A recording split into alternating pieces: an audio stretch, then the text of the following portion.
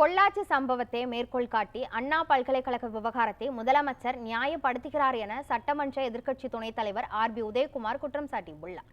அண்ணா பல்கலைக்கழக மாணவி விவகாரம் தொடர்பாக பேரவையில் கொண்டுவரப்பட்ட சிறப்பு கவன ஈர்ப்பு தீர்மானத்தின் மீதான விவாதத்திற்கு பதிலளித்து முதலமைச்சர் மு.க. ஸ்டாலின் பேசினார். அப்போது அதிமுகவினரை பார்த்து 100 சார் கேள்விகளை என்னால் கேட்க முடியும் என முதலமைச்சர் கூறியதற்கு எதிர்ப்பு தெரிவித்து அதிமுகவினர் கோஷங்களை எழுப்பி அமளியில் ஈடுபட்டு வெளிநடப்பு செய்தனர்.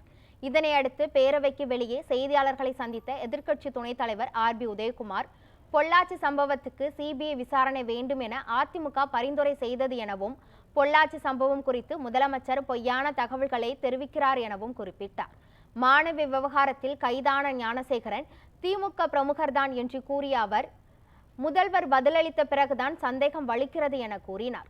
எஃப்ஐஆர் விவகாரத்தில் மத்திய அரசை கை காட்டி பொறுப்பை தட்டி கழிக்கும் வகையில் முதலமைச்சரின் பதில் உள்ளதாகவும் அவர் குற்றம் சாட்டினார். இந்த வழக்கிலே மட்டும் இந்த எஃப்ஐஆர் என்பது லீக் அவுட் செய்யப்படுவது அது மேலும் மேலும் சந்தேகத்தை வலிமையூட்டுவதாக இருக்கிறது. ஏனென்றால் பாதிக்கப்பட்ட பெண், இது போன்ற பாலியல் வன்கொடுமையிலே பாதிக்கப்படுகிற பெண்கள் துணிச்சலோடு வந்து புகார் கொடுப்பது என்பது அரிதிலும் அரிதானது.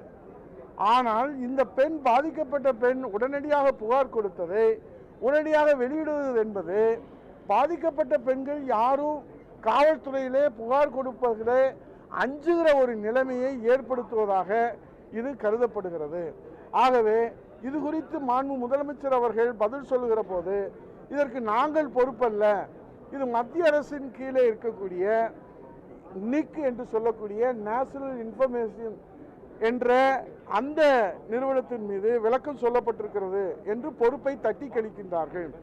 ஆக எஃப்ஐஆர் என்பது ஒரு காவல்துறையினுடைய அந்த கட்டுப்பாட்டிலே தான் அது இருக்கும். அது எப்படி வெளியானது, ஏன் வெளியானது? இப்போது அரசு கோப்புகள் எல்லாம் இது போன்று வெளியிட்டு விட்டு இது டெக்னிக்கல் எரர் என்று சொல்லி இந்த அரசு தப்பித்துக் கொள்ளலாமா? ஆக இது எல்லாம், இந்த சம்பவங்கள் எல்லாம், தொடர் சம்பவங்கள் எல்லாம் பார்க்கிற போது ஒரு பெருத்த சந்தேகம்